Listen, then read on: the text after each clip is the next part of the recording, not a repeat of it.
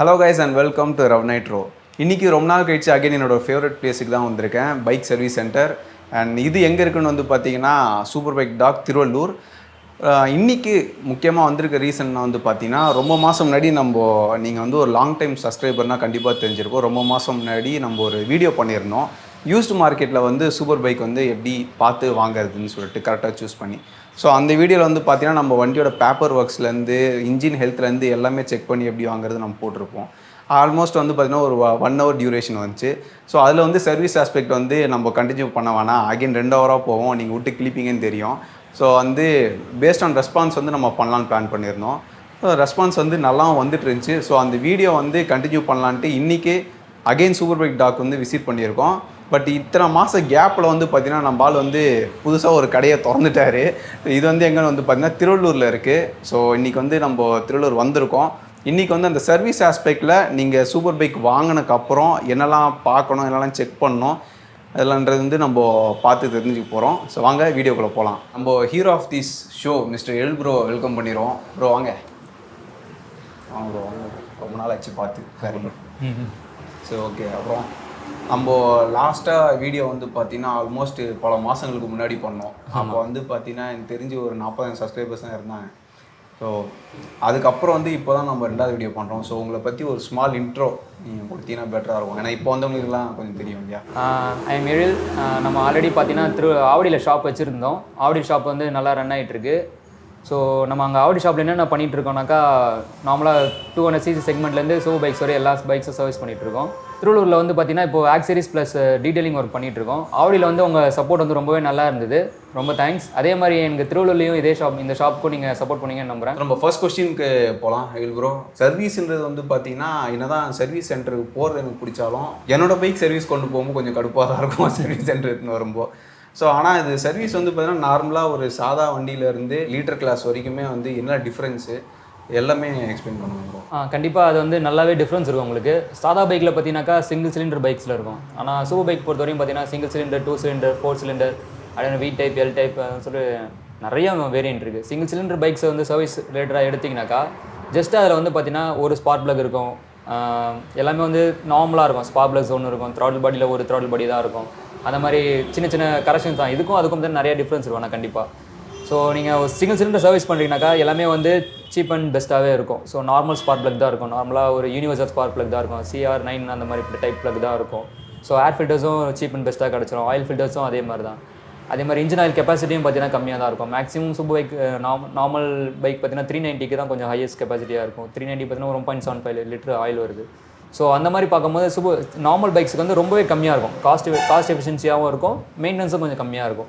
ஆனால் அதே வந்து நம்ம வந்து கொஞ்சம் ப்ராப்பராக மெயின்டைன் பண்ணாக்கா லைஃப் டைமும் நல்லாயிருக்கும். எல்லாம் நினச்சிருப்போம் சூப்பர் பைக் தான் வந்து ரொம்ப லைஃப் டைம் வருது, எல்லாம் நிறைய பேர் ரொம்ப நாள் யூஸ் பண்ணுறாங்க. ஆனால் நார்மல் பைக்கு ஒரு 1 year 2 yearsலேயே போய்டுன்னு நினைக்கிறாங்க. ஆனால் அப்படி கிடையாது. ஏன்னா அவங்க சூப்பர் பைக் பொறுத்தவரையும் மெயின்டெனன்ஸ் தான். அவங்க எவ்வளோக்குள்ள நல்லா மெயின்டைன் பண்ணுறாங்களோ அவ்வளோக்குள்ள வண்டி வந்து நல்லாயிருக்கும். அதே மாதிரி தான் நார்மல் பைக்ஸ் நீங்கள் எவ்வளோக்குள்ள மெயின்டைன் பண்ணுறீங்களோ அந்த அளவுக்கு வந்து வண்டியும் நல்லாயிருக்கும். இதே வந்து நம்ம அடுத்து இப்போ நம்ம ஃபஸ்ட்டு வந்து இப்போ நார்மல் பைக் சொன்னோம்ல, இப்போ சூப்பர் பைக்னு போனோம்னு பார்த்தீங்கன்னாக்கா சூப்பர் பைக்கில் பார்த்தீங்கன்னா ஒரு இன்லைன் ஃபோர் எடுத்திங்கனாக்கா அதுக்கு வந்து 4 சிலிண்டர் இருக்கும். 4 சிலிண்டர் அப்போ 4 ஸ்பார்க் ப்ளக் இருக்கும். சில பைக்ஸில் பார்த்தீங்கன்னா யூனிக்காக இருக்கும் ப்ளக்ஸு. இப்போ நம்ம நார்மல் இருக்கிற ஒரு KTMக்கு பார்த்தீங்கன்னாலே யூனிக் ப்ளக் தான் இருக்கும். KTMக்கும் அப்பாச்சி 310க்கும் பார்த்தீங்கன்னா வேறு ப்ளக். ஆனால் ஒரு கிட்டத்தட்ட பார்த்தீங்கன்னா ரெண்டுமே வந்து ஒரே மாதிரி தான் இருக்கும். ஆனால் அதில் த்ரெட்டு, அதில் பிச் லென்த் எல்லாமே பார்த்தீங்கன்னா கொஞ்சம் டிஃப்ரென்ஸ் வரும். அதே மாதிரி தான் சூப்பர் பைக்கும். யமகாவுக்கு பார்த்தீங்கன்னா ஒரு R1க்கு அந்த மாதிரி வண்டிக்கு பார்த்தீங்கன்னா ஒரு ப்ளக்ஸ் கொடுத்துருவாங்க. KTM கவாசகிக்கு ஒரு ப்ளக்ஸ் கொடுத்துருக்காங்க. அந்த மாதிரி ஒரு மாடலுக்கும் வந்து அவங்க ஒரு டிஃப்ரென்ஸ் ப்ளக்ஸ் தான் கொடுக்குறாங்க. ஸோ அது வந்து பார்த்தீங்கன்னா காஸ்ட் வைஸ் வந்து ரொம்ப அதிகமாக இருக்கும். ஒரு ப்ளக்கே வந்து உங்களுக்கு 1000, 750, 850 அது மாதிரி ஒரு 1200 அந்த மாதிரி ஒரு ரேஞ்சும் வந்து ஒரு ப்ளக் அந்த மாதிரி இருக்கும். அதை நம்ம வந்து சிங்கிள் ப்ளக்கை பார்க்கும்போது வெறும் 1000, 1750ன்றப்போ உங்களுக்கு சின்னதாக தெரியும். ஆனால் 4 ப்ளக்கு போடணும் உங்களுக்கு. இப்போ நீங்கள் ப்ளக்குக்கு மட்டுமே ஒரு 4000 சர்வீஸ்க்கு செலவு பண்ணுவோம். ஒரு 20,000 கிலோமீட்டர் ஓடிச்சுனாக்கா சர்வீஸ்க்கு மட்டுமே நீங்கள் வந்து 4000 ப்ளக்குக்கு மட்டுமே செலவு பண்ணுற மாதிரி இருக்கும். So spark plug. அடுத்து பார்த்தீங்கன்னா ஆயில் கெப்பாசிட்டி. ஒரு லிட்டர் கிளாஸ் பைக் பார்த்தீங்கன்னா ஒரு 4 லிட்டர் ஆயில் அது மினிமம் இருக்கும் உங்களுக்கு. 3.5 to 4 லிட்டர் ஆயில் இருக்கும். 4 லிட்டர் ஆயில் போட்டு நீங்கள் பார்க்கணும்னா அதுவும் ஃபுல் சிந்தட்டிக் ஆயில் தான் நம்ம வந்து ரெக்கமெண்ட் பண்ணுவோம். ஸோ ஃபுல் சிந்தட்டிக் போது தான் உங்களுக்கு வண்டியோட இன்ஜின் வந்து ஸ்மூத்தாக இருக்கும். ஃபுல் சிந்தட்டிக் ஆயில் பண்ணணும். அடுத்து ஆயில் ஃபில்டர்ஸ் பார்க்கணும். ஆயில் ஃபில்டர்ஸ் வந்து நீங்கள் பிராண்டட் OEM ஆயில் ஃபில்டர்ஸ் போகிறீங்கன்னா 1000, 1200 அந்த மாதிரி, K&N போகிறீங்கன்னா 1500 அந்த மாதிரி பிராண்டட் போகும்போது அந்த மாதிரி வரும். அடுத்து அதே மாதிரி தான் செயின் ஸ்ப்ராக்கெட். அடுத்து சின்ன விஷயம் ஏர் ஃபில்டர்ஸும் பார்த்தீங்கன்னா அதே மாதிரி தான். நார்மலாக வந்து யாருமே வந்து ஸ்டாக் ஏர் ஃபில்டர் யூஸ் பண்ண மாட்டாங்க. ஆஃப்டர்மார்க்கெட் ஏர் ஃபில்டர் தான் யூஸ் பண்ணுவாங்க. ஆஃப்டர்மார்க்கெட் ஏர் ஃபில்டர் பார்த்தீங்கன்னா ஈச் பைக்ஸ்க்கு வந்து நார்மலாக ஒரு நிஞ்சா 300க்குன்னு எடுத்தால் கூட 3000 to 4000 கிலோமீட்டர் 4000 ருபீஸ் மேலே தான் வரும். அப்படின்றப்போ உங்களுக்கு நார்மல் பைக்கு பார்த்தீங்கன்னா ஒரு 350 to 200 250 அந்த ரேஞ்சில் வர்றது வந்து இது அப்படியே 3000 4000 வரும். ஸோ அந்த மாதிரி தான் காஸ்ட் வைஸ் வந்து ரொம்பவே டிஃப்ரென்ஸ் இருக்கும் சூப்பர் பைக்கும் நார்மல் பைக்குக்கும். அதை வந்து நம்மளோட கெப்பாசிட்டி பார்த்து நம்ம வந்து ப்ராப்பராக அதை வந்து வித்ஸ்டாண்ட் பண்ணி யூஸ் பண்ணுவோம். ஏன்னா பைக் வாங்கும் போது ஆர்வமாக வாங்கிடுவோம், அதை மெயின்டைன் பண்ணுன்றப்போ மெயின்டைன் பண்ணாமல் வண்டியை ஒரு 1 or 2 months நிற்க வச்சினாக்கா அவ்வளோதான், இன்ஜினில் இருக்க எலக்ட்ரானிக்ஸ் ப்ராப்ளம் வந்துடும், ஃபியூல் பம்ப் அப்படியே ஃபியூலோட நீங்கள் கேட்கும்போது ஃபியூல் பம்பில் ப்ராப்ளம் வரும், ஃபோக் ஆயில் சீல்ஸ் நார்மலாக இப்போ அப்சைட் டவுன் ஃபோர்க்குன்றனால நம்ம வண்டி அப்படியே ஐடில் நிற்க வச்சால ஃபோக் வந்து ஆயில் சீல் லீக் ஆகும். அந்த மாதிரி நிறைய சின்ன சின்ன ப்ராப்ளம்ஸ் வந்து வந்துகிட்டே இருக்கும். நீங்கள் சொன்னதில் இப்போது இன்னொரு இன்ட்ரெஸ்டிங்கான விஷயம் என்ன தெரியுதுன்னா, நம்ம ஆல்மோஸ்ட் இந்த நம்ம சிங்கிள் சிலிண்டர் நார்மலாக ஒரு சிங்கிள் சிலிண்டர்னா ஆல்மோஸ்ட் யூனிவர்சல் எல்லாமே நீங்கள் சொல்ல வருது. ஆனால் அதே வந்து பார்த்தீங்கன்னா ஒரு சூப்பர் பைக் கிளாஸுக்கு போகும்போது ஒரு இது மட்டும் நான் ஸ்பார்க் பிளக் ஃபார் எக்ஸாம்பிள் நீங்கள் சொன்னது இல்லாமல் அதே 4 வரும் *4 வருது. இது இல்லாமல் ப்ரோ இப்போ ஃபர்தராக வந்து பார்த்தீங்கன்னா இன்ஜின் டைப்ஸுமே டிஃப்ரெண்ட் டைப்ஸ் இருக்குது. இன்ஜின் இன்லைன் 3 இன்லைன் 4 V2 நிறைய இருக்குது. ஸோ இதுக்கேற்ற மாதிரி காம்ப்ளெக்சிட்டி எப்படி இருக்குது? இப்போ இதுனா ஈஸி இதுனா கஷ்டம் அந்த மாதிரி ஏதாச்சும் உங்களோட கேசஸில் ஏதாவது? அது சில பைக்ஸை பொறுத்தவரையும் டிஃப்ரென்ஸ் நிறையா வரும் ப்ரோ. சில வந்து பார்த்தீங்கன்னாக்கா சூப்பர் பைக்ஸ்லேயே வந்து நார்மலாக இன்லைன் 4லாம் பார்த்தீங்கன்னாக்கா கம்மியாக தான் ஒர்க் பண்ணுறதும் ஈஸி, சர்வீஸ் அந்த ஸ்பேர்ஸும் வந்து பார்த்தீங்கன்னா ஈஸியாக கிடச்சிரும். கொஞ்சம் யூனிக்கான பைக் பார்த்தீங்கன்னாக்கா இந்த மோட்டோ குசி BMW வந்து 1300 அந்த மாதிரி அட்வென்ச்சர் டைப் பைக் அந்த மாதிரி பைக்ஸ்லாம் பார்த்தீங்கன்னா ஷாஃப்ட் டிரைவ்ஸ் வரும், ஹார்லிக்கு பெல்ட் டிரைவில் வரும். ஸோ அந்த மாதிரி பைக்ஸ்லாம் பார்த்தீங்கன்னா சின்ன காம்ப்ளிகேஷன்ஸ் நிறையா இருக்கும். எங்களுக்கு ஒர்க் பண்ணும் போது காம்ப்ளிகேஷன்ஸ் நிறையா இருக்கும். மோட்டோ குசிக்கெலாம் பார்த்தீங்கன்னா ஆயில் ஃபில்டரே பார்த்தீங்கன்னா வந்து உள்ள ரொம்ப டீப்பாக இருக்கும், அதுக்கு ஸ்பெஷல் டூல்ஸ் இல்லாமல் ஆயில் ஃபில்டரும் கழட்ட ஜென்ரல் சர்வீஸ் அப்போவே வந்து ரொம்ப காம்ப்ளிகேட்டடாக இருக்கும். அந்த வண்டியை பார்க்கும்போதே ஐயோ இந்த வண்டி எப்படி சர்வீஸ் பண்ணுறதுன்ற மாதிரி ஒரு மைண்ட் செட் வந்துடும். டுக்காட்டி ஜென்ரல் சர்வீஸ் ஈஸி தான் ப்ரோ. ஏர் ஃபில்டர்ஸ் எல்லாமே டேங்க் அடியில் நார்மலாக இருக்கிற பைக்ஸ் மாதிரி டேங்க் அடியில் வந்துடும். ட்ரெயின் போல்ஸும் ஈஸி. என்ன அதுக்கு எக்ஸாஸ்ட் கழட்டி மாட்டுறது இந்த எலக்ட்ரானிக்ஸ் ஒர்க் பண்ணுறதுலாம் மட்டும் கொஞ்சம் காம்ப்ளிகேஷன்ஸ் இருக்கும். ஏன்னா அது கொஞ்சம் ரொம்ப இன்ஜினே வந்து ரொம்ப அழுத்தி ஒரு வண்டியே வந்து ஒரு ஃப்ரேம்குள்ளே வந்து எப்படி அழுத்தி வைக்க முடியுமோ அந்த மாதிரி காம்பேக்டாக உள்ளே போட்டு அழுத்தி வச்சுருப்பாங்க வண்டியை. ஸோ அதை நம்ம கழட்ட வந்து உள்ளேருந்து ஏதாவது ஒன்று வந்துகிட்டே தான் இருக்கும். இப்போ அந்த மாதிரி பண்ணும்போது தான் கொஞ்சம் அதை நம்ம கரெக்டாக ப்ராப்பராக அதை மறுபடியும் இன்சர்ட் பண்ணல மறுபடியும் எதாவது இது பண்ணலனாக்கா கண்டிப்பாக ஏதாவது ப்ராப்ளம் வரும். அந்த மாதிரி தான். இப்போ நீங்கள் இது சொல்லும்போது ஆக்சுவலி வந்து பார்த்தீங்கன்னா வாங்குறது மேட்டரில் பார்த்தோம். ஸோ ப்ரோ இப்போ ரொம்ப ஆர்வமாக இதுலேயே இன்னொரு கேள்வி, நீங்கள் பண்ணதுல எது ப்ரோ ரொம்ப கஷ்டம்? ஒரு நார்மலாக வண்டி சர்வீஸ் வந்து ஐயோ இந்த வண்டி வந்துச்சு அப்படின்ற மாதிரி உங்களுக்கு டைம் கன்சியூம் பண்ணுற வண்டி எது? எந்த மேனுஃபேக்சரிங் எந்த கண்ட்ரி வைஸ் நீங்கள் சொன்னாலும் சரி, பிராண்ட் மென்ஷன் பண்ணாலும் சரி? சொல்லணும்னாக்கா டுக்காட்டி தான் கொஞ்சம் டிஃபிகல்ட்டாக இருக்கும். மற்ற பைக்ஸில் எல்லாமே பார்த்தீங்கன்னா நார்மல் தான். ஸோ டுக்காட்டியை பொறுத்தவரையும் ஒன்றா உங்களுக்கு த்ராட்டில் பாடி க்ளீன் பண்ணுறது அந்த மாதிரி விஷயம் வந்து ரொம்ப, ஏன்னா அது எல்ட்வின் இன்ஜின்றப்போ வந்து த்ராட்டில் பாடி வந்து 2 இன்ஜினுக்கு நடுவில் வந்து ப்ளேஸ் பண்ணியிருப்பாங்க. ஸோ த்ராட்டில் பாடிலாம் நீங்கள் க்ளீன் பண்ணோன்னாக்கா வண்டி ஃபுல்லாக எல்லாத்தையும் கழட்டி டேங்க்லாம் கழட்டி மறுபடியும் ஏர் ஃபில்டர் பாக்ஸ் கழட்டி அது கொஞ்சம் காம்ப்ளிகேஷன்ஸ் இருக்கும். அதில் அந்த மாதிரி டைம் அதுக்கேற்ற மாதிரி அது வந்து ரொம்ப சாஃப்டாக இருக்கும் எல்லாமே. அது ஸோ வந்து ப்ராப்பராக அதை வந்து பொறுமையாக ஹேண்டில் பண்ணால் தான் அது வந்து ஃபைன் டியூனிங் மாதிரி தான். அது அதாவது நீங்கள் இப்போ இவ்வளோ சொல்கிறதுமே வந்து பார்த்தீங்கன்னா ஒரு ஜென்ரல் சர்வீஸ். ஆமாம், ஜென்ரல் சர்வீஸ்க்காக. ஸோ இது வந்து நோட் பண்ண வேண்டிய ஒரு விஷயம். டுக்காட்டி ஃபேன்ஸாக எனக்கும் டுக்காட்டி பிடிக்கும், ஆனால் அது வாங்குறது அவ்வளோ ஈஸி கிடையாது. வாங்கினாலும் சர்வீஸ் வந்து கஷ்டம். ஸோ ப்ரோ இப்போ அந்த ஜென்ரல் சர்வீஸில் வந்து நீங்கள் சொல்லிகிட்டு இருக்கும்போது அந்த ஆயில் அதெல்லாம் சொல்லிட்டு இருக்கும்போது அந்த வால் கிளியரன்ஸ் பற்றியுமே சொல்லிட்டு இருந்தீங்க. இப்போ நார்மலாக இது வந்து பார்த்தீங்கன்னா இந்த இப்போ நார்மல் சிங்கிள் சிலிண்டர் இன்ஜின்லையுமே டியூக்லையும் எல்லாமே கூட அந்த ப்ராப்ளம் இருக்குது, ஷிம் கிளியரன்ஸ் அட்ஜஸ்ட்மெண்ட்ஸ் எல்லாமே. இதுவே அந்த சூப்பர் பைக்ஸில் எப்படி ப்ரோ அது எந்த அளவுக்கு இன்னும் காம்ப்ளிகேட்டடாக இல்லைனா என்ன சம்திங் நியூவாக எப்படி? கண்டிப்பாக ப்ரோ, எல்லாமே வந்து சூப்பர் பைக் பொறுத்தவரையும் வந்து இன்ஜின் ஒர்க் பண்ணுறது வந்து கொஞ்சம் காம்ப்ளிகேஷன்ஸ் தான். ஏன்னா நார்மல் பைக்ஸ் வந்து பார்த்தீங்கன்னா சும்மா வண்டியிலே இன்ஜினை வச்சு என்ன பண்ணுவாங்கன்னா மேலே ஹெட் வால் டோர்ஸ் ஓப்பன் பண்ணி ஷிம் கால்குலேஷன் பண்ணி ஈஸியாக கொடுத்துருவாங்க. ஆனால் இதே சூப்பர் பைக் பொறுத்தவரையும் பார்த்தீங்கன்னாக்கா நீங்கள் வால் டோரை கழட்டணுன்னாலே இன்ஜினை வந்து ஒன்று டவுன் பண்ணி தான் ஒர்க் பண்ணுற மாதிரி இருக்கும், இல்லை டில்ட் பண்ணி ஒர்க் பண்ணுற மாதிரி இருக்கும். ஸோ இந்த இன்ஜினை நீங்கள் டில்ட் பண்ணுனாலே மேலே இருக்கிற ஃபுல் கிட்ட வந்து நீங்கள் கழட்டுற மாதிரி த்ராட்டில் பாடியிலேருந்து செல்ஃப் மோட்டரோட எல்லாத்தையும் கழட்டினா தான் உங்களுக்கு வந்து இன்ஜின் ஃப்ரீயாக வந்து டில்ட் ஆகும், இல்லைனா டவுன் ஆகும். ஸோ அப்படின்றப்போ உங்களுக்கு நார்மலாக பைக்கில் ஒரு சூப்பர் பைக் எந்த பைக்காக இருந்தாலுமே ஒரு இன்ஜின் தான் அதோட மெயின் பார்ட்டு. ஸோ இன்ஜின் தான் வந்து ஃபுல் வெயிட்டில் இருக்கும். ஸோ அந்த ஃபுல் வெயிட்டில் இருக்கும் போது நீங்கள் அதை தான் கீழே டவுன் பண்ண போறீங்கன்றப்போ வந்து அது ஒரு மிகப்பெரிய டாஸ்க்காக தான் இருக்கும். அது வந்து சர்வீஸ் சென்டர்ன்றது வேறு. நம்ம வந்து நார்மலாக இப்போ வந்து கராஜில் ஒர்க் பண்ணுறப்போ இன்ஜின் டவுன் பண்ணி ஒர்க் பண்ணுறது கொஞ்சம் காம்ப்ளிகேஷன் தான். அதே வந்து பார்த்தீங்கன்னா நார்மல் பைக்ஸில் அப்படி கிடையாது. இதே வந்து டுக்காட்டிலாம் பார்த்தீங்கன்னா டெஸ்மோ சர்வீஸ்னு ஒன்று பண்ணுவாங்க. டெஸ்மோ சர்வீஸ்லேயும் பார்த்தீங்கன்னா இதே மாதிரி தான். அவங்க வந்து கம்ப்ளீட்டாக வந்து வண்டியில் இருக்க எல்லா கிளியரன்ஸுமே செக் பண்ணி கொடுத்துருவாங்க அவங்களுக்கு. ஸோ அந்த மாதிரி கிளியரன்ஸ் செக் பண்ணிவிட்டு அவங்க தனியாக அதுக்குன்னே வந்து ஸ்பெஷல் கேர் எடுத்து பண்ணுவாங்க. ஸோ அந்த மாதிரி சர்வீஸ்லாம் பண்ணும்போது உங்களுக்கு எப்படி பார்த்தா ஒரு 80,000 to 1 lakh வரையும் பில் வரும் உங்களுக்கு ஒரு 30,000 கிலோமீட்டருக்கு அப்புறம் வந்து சர்வீஸ் ரிலேட்டடாக பார்க்கும்போது சூப்பர் பைக்கில் அது ஒரு பெரிய டாஸ்க்காக இருக்கும் கண்டிப்பாக உங்களுக்கு. இப்போ டுக்காட்டியில் பார்த்தீங்கன்னாக்கா அவங்க வந்து அந்த டெஸ்மோ சர்வீஸ் முடிக்கிறதுக்குள்ள 1 lakh பில் ஆகுதுன்றப்போ அதே மாதிரி நார்மல் பைக்ஸுக்கு பார்த்தீங்கன்னாக்கா நார்மலாக ஒரு கேடிஎம் பார்த்தீங்கன்னா ஒரு பைக்லேயும் 4 வால்வ்ஸ் வரும், 4 வால்வ்ஸ் இருக்கும், 4 ஷிம்ஸ் வரும். ஸோ அதே மாதிரி தான் 4 ஷிம்ஸ்ன்றப்போ அதுக்கு நார்மல் பைக்ஸுக்கு ஒன்றும் தெரியாது, 4 ஷிம் தான் உங்களுக்கு. ஷிம் ஒரு 30 ரூபா 40 ரூபா வந்தாலும் ஒரு 4 ஷிம் தான், வெறும் டைம் அண்ட் லேபர் மட்டும் தான் வரப்போகுது உங்களுக்கு. ஆனால் இன்லைன் 4ல் பார்த்தீங்கன்னாக்கா ஈச் சிலிண்டருக்கு உங்களுக்கு 4 சிம் இருக்கும். ஈச் சிலிண்டர் 4 சிம்ன்றப்போ 4 16 சிம்ஸ் வரும். ஸோ 16 சிம்ஸ் நீங்கள் அட்ஜஸ்ட் பண்ணணும், அதுக்கேற்ற கிளியரன்ஸ் வைக்கணும். ஸோ அதுக்கேற்ற மாதிரி நீங்கள் ப்ராப்பராக வந்து எல்லாமே வந்து அதில் செக் பண்ணி இது பண்ணணும். பில் ரேட் வந்து ஆல்மோஸ்ட் அதை சேர்த்து ஆமாம், ஓவராலாக ஒரு இன்ஜினுக்கு கிளியரன்ஸ் செக் பண்ணி வால்வ்ஸ் கிளியரன்ஸ் எல்லாமே செக் பண்ணி டிசம்பர் பண்ணி கொடுக்குறாங்கன்னா இவ்வளோ ஒர்க் கண்டிப்பாக பண்ணி தான் ஆகணும் அதில். ஸோ அது வந்து 80லேருந்து 1 lakh வரைக்கும் வரும். கண்டிப்பாக ஆகிடும் உங்களுக்கு. இது வரைக்குமே எனக்கு தெரிஞ்சு நிறையவே ஒரு இன்சைட்ஸ் ப்ளஸ் ரொம்ப இன்ட்ரெஸ்டிங்காக இருக்குது. ரெண்டாவது அடுத்த கேள்வி என்னன்னா ப்ரோ, இப்போது நார்மல் பைக்ஸில் வந்து இந்த சர்வீஸ் இன்டர்வல்ஸ், இப்போது எனக்கு பெருசாக சூப்பர் பைக்ஸை பற்றி தெரியாது. இப்போ நார்மல் பைக்ஸ்னால் வந்து பார்த்தீங்கன்னா இப்போ Yamaha for example 3000 interval, Bajaj use பண்ணால் 7000, அந்த மாதிரி இப்போது பிஎன்டபிள்யூ லான்ச் பண்ணால் அங்கே 10,000 இன்டர்வல்.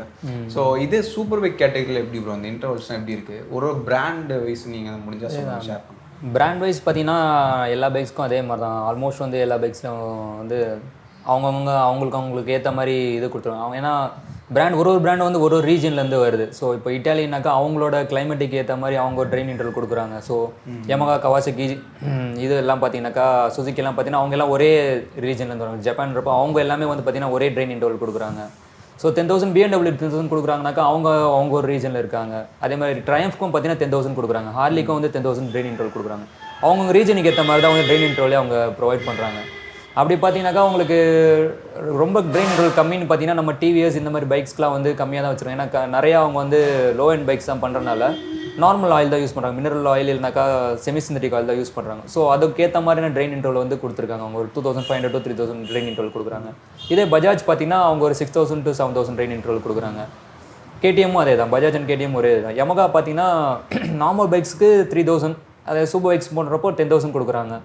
அதே மாதிரி ட்ரையம்ஃப்க்கு 10,000, BMW 10,000 கொடுக்குறாங்க. ஸோ ஒரு பைக்ஸும் வந்து அவங்க ரீஜனுக்கு ஏற்ற மாதிரி தான் வந்து ட்ரெயின் இன்டர்வல் கொடுத்துருக்காங்க. அவங்க வந்து காமனாக வந்து பைக்ஸ்க்குன்னு கொடுக்கல, அதே மாதிரி அவங்க எங்கே ஷிப் பண்ணுறாங்கன்ற மாதிரிலாம் கொடுக்கல. அவங்களோட ரீஜனுக்கு அவங்க எங்கே ஓரியன்ட் ஆகிருக்காங்களோ அதுக்கேற்ற மாதிரி தான் ட்ரெயின் இன்டர்வல் வந்து அவங்க ப்ரொவைட் பண்ணியிருக்காங்க. ஸோ வந்து நம்ம யூஸ் பண்ணுற ஆயிலும் வந்து அதே மாதிரி தான் நம்ம ரீஜனுக்கு ஏற்ற மாதிரி நம்மளே வந்து அடாப்ட் பண்ணிக்கிட்டு ஆயில் யூஸ் பண்ணுவோம். நீங்கள் சர்வீஸ் மேனல் எடுத்து பார்த்தீங்கன்னா அவங்களே வந்து கொடுத்துருப்பாங்க, நீங்கள் இந்த ட்ராபிக்கல் ரீஜனில் இருக்கீங்கன்னா இந்த ஆயில் யூஸ் பண்ணுங்கள், இந்த கிரேடில் யூஸ் பண்ணுங்கள். ஓகே, இதே வந்து நீங்கள் இந்த டெம்பரேச்சரில் இருக்குது, அட்மாஸ்பியர் டெம்பரேச்சர் நீங்கள் இதில் தான் மெயின்டைன் ஆகுதுன்னா நீங்கள் அதுக்கேற்ற மாதிரி ஆயில் யூஸ் பண்ணுங்கள். நீங்கள் ஹில் ஸ்டேஷனில் இருக்கீங்க அப்படின்னா அதுக்கேற்ற மாதிரி ஆயில் யூஸ் பண்ணுங்கள்.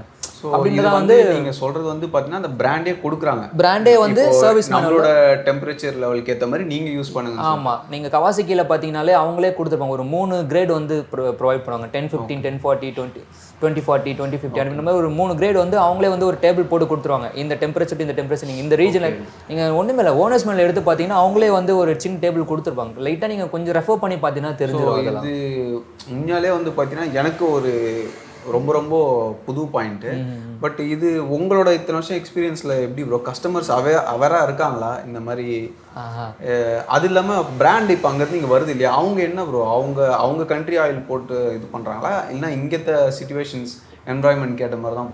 அது இன்னொரு விஷயம் என்னன்னாக்கா மோஸ்ட் ப்ராபப்லி பார்த்தீங்கன்னா எல்லாருமே வந்து ஃபர்ஸ்ட் சர்வீஸ் வந்து ஒரு 500 to 1000 கிலோமீட்டருக்குள்ளே பண்ணணும்னு ஏன் சொல்கிறாங்கன்னா அவங்க வந்து ஃபஸ்ட்டு வந்து என்ன பண்ணுவாங்கன்னா ஒரு மினரல் ஆயிலோ இல்லை நார்மல் ஏதோ ஒரு ஆயில் அந்த மாதிரி ஆயில்ஸ் சூப்பர் பைக்ஸ் எல்லா பைக்ஸுமே சரி நார்மலாகவே வந்து எல்லா பைக்ஸுமே அந்த மாதிரி சூப்பர் பைக்ஸ் சொல்லுங்கள். ஸ்பெசிஃபிக்காக சூப்பர் பைக்னு சொன்னாலும் நார்மல் ஆயில் தான் ப்ரோ இருக்கும். நாங்கள் இது ட்ரெயின் பண்ணும்போது பார்த்தீங்கன்னா எல்லாமே வந்து நார்மலாக எல்லோ கலராக தான் இருக்கும் ஆயில். ஸோ எல்லோவாக இருக்குது. இன்டர்வல் வந்து 1500 மேக்ஸ் 1500 மேக்ஸ்.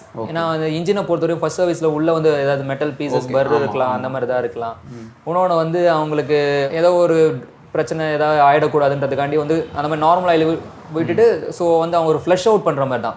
புது இன்ஜின் மாற்றம் உள்ள ஏதாவது இருக்கணும் ஃப்ளஷ் அவுட் பண்ணுறதுக்காண்டி அந்த ட்ரெயின் இன்டர்வல் வந்து கம்மியாக கொடுக்குறாங்க.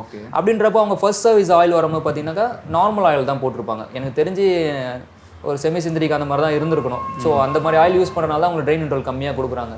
எல்லா பிராண்ட்ஸுமே அப்படி தான். மோஸ்ட் ப்ராபப்லி ஒரு 99% வந்து எல்லா பிராண்டுமே வந்து இந்த மாதிரி ஆயில்ஸ் தான் யூஸ் பண்ணுறாங்கன்னு நினைக்கிறேன்.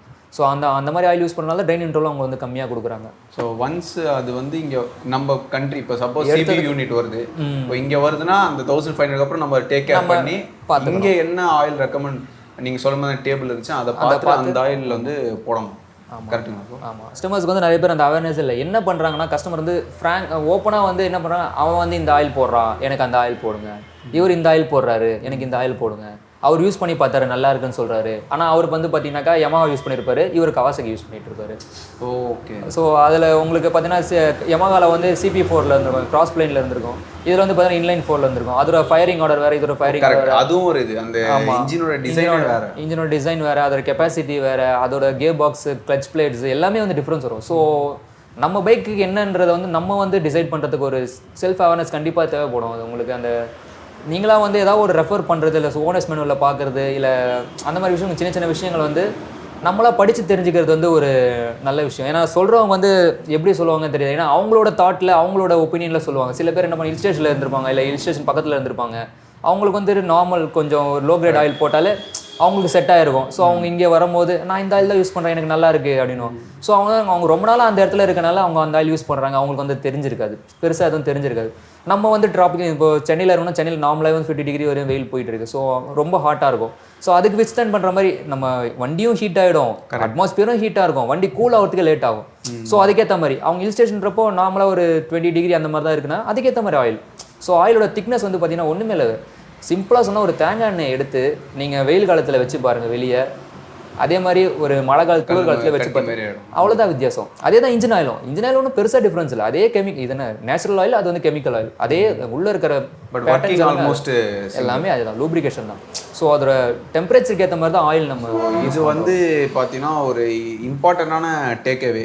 இது வந்து எல்லாருக்குமே நம்ம தெரிஞ்சுக்கணுன்ற, இது நார்மல் பைக்ஸுமே ஒர்க் அவுட் ஆகும் நீங்கள் சொல்கிறது கண்டிப்பாக. ஸோ இது வந்து கண்டிப்பாக ரொம்ப யூஸ்ஃபுல்லாக இருந்துடும் ப்ரோ. இப்போ நம்ம ஆல்மோஸ்ட் அந்த இன்ஜின் ஆயில் இந்த விஷயம்லாம் வந்து பார்த்தாச்சு.